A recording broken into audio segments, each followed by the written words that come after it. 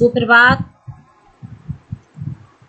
बेटा, जैसे आपको बताया है कि घर पर आप भी थोड़े से जानवर पालते होंगे, जैसे कुत्ता, बिल्ली, तोता।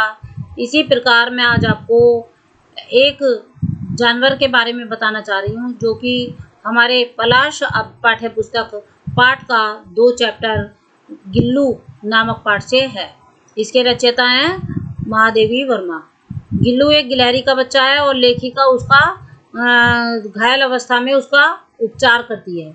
और लेखिका और गिल्लू में परस्पर इतना अत्यधिक लगाव हो जाता है कि गिल्लू जीवन के अंत तक लेखिका के पास ही साथ ही रहता है।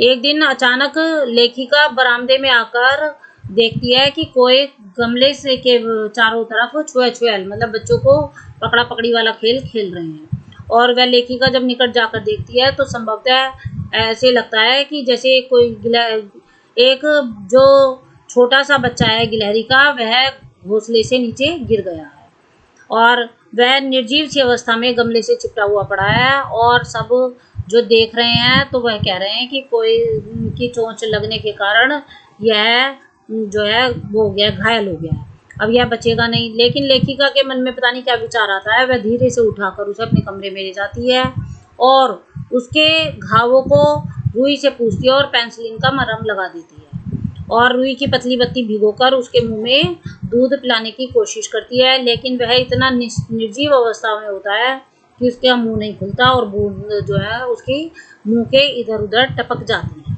और कई घंटों के उपचार के बाद उसके मुंह में, जब लेखिका कई घंटे उपचार करती है, उसका इलाज करती है, तो उसके मुंह में एक बूंद पानी की जाती है और वह जो है धीरे धीरे स्वस्थ होने लगता है। और जब वह स्वस्थ होता है तो उसकी उंगली, लेखिका जब दूध मुंह में डालती है तो उसकी पंजों से उसकी उंगली को पकड़ लेता है। तो लेखिका को, और उसकी कांच की जो आंखें होती हैं, कांच जैसी नीली आंखें, वह इधर उधर करने लगता है। तो अब लेखिका को लगता है कि अब ये ठीक हो जाएगा। 3-4 महीने बाद उसमें जो है झब्बे, उसके जो कोमल से रोए हो जाते हैं और झब्बेदार पूंछ हो जाती है और चंचल चमकीली आंखें जो है सबको अचंभित करने लगती हैं। और लेखिका उसका नाम गिल्लू रख देती है और एक रुई, अपनी फूल की हल्की सी डलिया लेती है और उसमें रुई बिछाकर वह अपनी खिड़की पर तार से बांध देती है, लटका देती है। गिल्लू उसमें बिठा देती है गिल्लू को।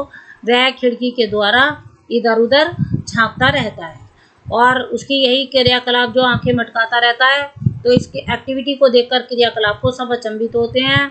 और जब लेखिका लिखने बैठती है तो वह उसका ध्यान आकर्षित करने के लिए लेखिका के पैर से सिर से पर्दे पर चढ़ता उतरता रहता है। और लेखिका जब तक वह ये क्रियाकलाप करता रहता है, जब तक लेखिका उसको पकड़ती नहीं है। लेखिका उसको पकड़कर एक लिफाफे में रख देती है, छोटे से लिफाफे में रख देती है, क्योंकि गिल्लू भी छोटा ही है। तो उसको लिफाफे में रखती है तो उसके हाथ और मुंह जो है बाहर निकला रहता है और वह लेखिका जो कार्य करती है उसको देखता रहता है और अपनी चमकीली आंखों से। और जब भूख लगती है तो वह चिक चिक की आवाज़ करता है, तो लेखिका उसको काजू और बिस्किट खाने को दे देती है। और गिल्लू का पहला बसंत आता है, जैसे मैंने आपने को पिछले अध्याय में भी पढ़ाया था आया बसंत में, कि बसंत ऋतु आती है और नीम चमेली की जो गंध है वो धीरे धीरे कमरे में आती है। और बाहर जो गिलहरी खिड़की के बाहर जाली से जाकर चिक चिक की आवाज़ करती हैं, बाहर की जो गिलहरियाँ होती हैं। तो गिल्लू भी जाली के पास बैठकर अपनेपन के भाव से उन्हें झांकता रहता है। तो लेखिका जब यह सब देखती है दृश्य, तो लेखिका के मन में उसे मुक्त करने का मन में विचार आता है। तो लेखिका अपनी जाली के कोने की कील निकाल देती है और उसका कोने में रास्ता बना देती है। तो गिल्लू जो है उस जाली के द्वारा बाहर की गिलहरियों के साथ खेलने चला जाता है। जब लेखिका अचानक अपने कागज पत्रों के कारण लेखिका अपने कमरे को बंद करके जाती है, जब लेखिका 4 बजे आती है तो गिल्लू भी बाहर आ जाता है। लेखिका के घर में छोटे और भी पशु जानवर थे, तो लेखिका को ये गिल्लू छोटा था तो उसको भी बचाना था, इसलिए वह मुक्त करती है उसको। और 4 बजे जब कमरे में आती है तो वो देखते हैं। फिर उसके बाद वह 4 बजे ठीक कमरे में उछलता कूदता आता है और अपनी डलिया में झूला झूलने लगता है और कभी कभी लेखिका को चौंका देता है। वह कभी फूलदान में, पर्दों की सिल्वर चुन्नटों में और सोई जुई की बेलों में छिप जाता है। लेखिका के पास बहुत सारे पशु पक्षी हैं, लेकिन फिर भी उनको भी लेखिका से बहुत लगाव कम नहीं है, मतलब काफ़ी लगाव है, परंतु उसमें से जो है लेखिका की थाली में कोई भी नहीं बैठता है। लेकिन गिल्लू एक ऐसा अनोखा है कि वह जब लेखिका खाना खाने पहुंचती है तो वह खिड़की से आकर आंगन में बरामदे में आता है और उनकी मेज पर पहुंच जाता है और लेखिका की थाली में बैठ जाता है। लेखिका की थाली में बैठ जाता है और लेखिका ने फिर उसको थाली से बड़ी कठिनाई से हटाती है, और हटाने के बाद जब लेखिका वह एक एक चावल का दाना उठाता है और बड़ी सफाई से कुतर कुतर के खा लेता है। फिर वह अपना जब खा लेता है धीरे धीरे सफाई से खाता है, और जब कई दिन हो जाते हैं काजू ना मिलते तो वह भी अपनी अन्य खाने की चीज़ों को भी लेना बंद कर देता है, और क्या करता है अपनी जो चीज़ें देती भी है ना लेखिका उसको अपनी टोकरी से नीचे गिरा देता है।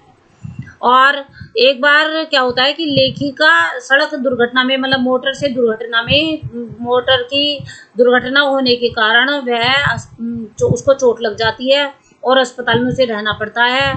और जब लेखिका के कमरे में कोई आता है तो गिल्लू लेखिका के कमरे का दरवाज़ा खोलता है तो गिल्लू दौड़कर आता है, लेकिन अन्य व्यक्ति को देखकर गिल्लू वापस अपने घोंसले में जाकर बैठ जाता है।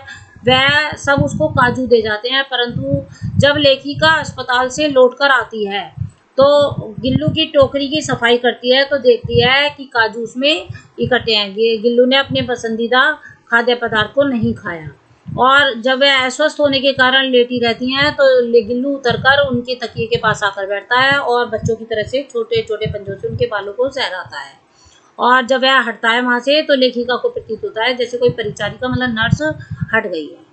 और गर्मी में जब एक दोपहर में वह काम करती हैं तो गिल्लू बाहर आकर जाता है और अपने झूले में बैठता है और उसने एक निकट जाकर बैठ जाता है, और उसने क्या एक नया उपाय सोच लिया है कि वहाँ पर एक सुराही रखी होती है और उस पर बैठ जाता है, इससे उसे गिल्लू को ठंडक भी मिलती है। वैसे गिल्लू के जीवन की अवधि 2 वर्ष होती है ना, 2 वर्ष से अधिक नहीं होती है। तो गिल्लू के जीवन का अंत होने वाला है, होने के दिन आ गए हैं, और गिल्लू ने उस दिन कुछ खाया नहीं और ना बाहर गया, और रात में अंत की यातना मतलब कि पीड़ित होकर जो वेदना होती है उसकी यातना में वह अपने झूले से उतरकर लेखिका के बिस्तर पर आ जाता है और ठंडे पंजों से उसकी लेखिका की उंगली को पकड़ता है और हाथ से चिपक जाता है, जैसे पहले जब वो शुरू में मरणासन स्थिति में करा था उसने पकड़ा था।